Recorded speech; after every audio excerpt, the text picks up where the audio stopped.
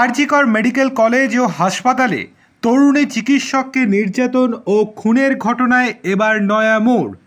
এবার এই ঘটনায় শতপ্রণোদিত মামলা গ্রহণ করল দেশের সর্বোচ্চ আদালত।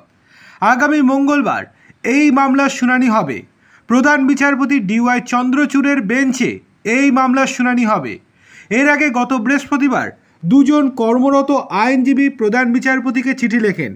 তারা আবেদন করেন দ্রুত মামলা বিবেচনা করার জন্য গ্রহণ করা হোক।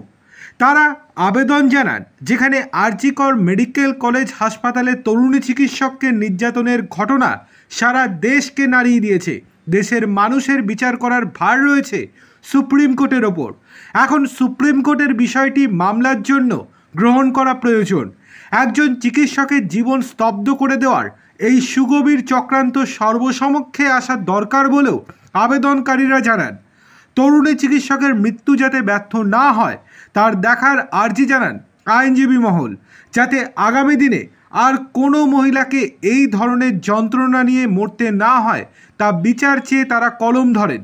তাই সুবিচার প্রদান নিশ্চিত করতে শীর্ষ আদালত শতপ্রণোদিত মামলা গ্রহণ করল বলে মনে করা হচ্ছে।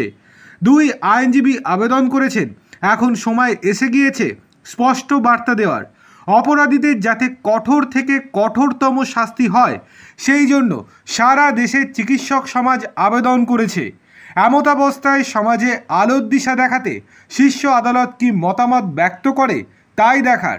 এই নৃশংসতম হত্যা নির্যাতনের ঘটনা কিনারা করতে সুপ্রিম কোর্ট মামলা গ্রহণের যে ঘটনা যে জাতীয় স্তরে আলাদা মাত্রা যোগ করবে তা বলাই বাহুল্য।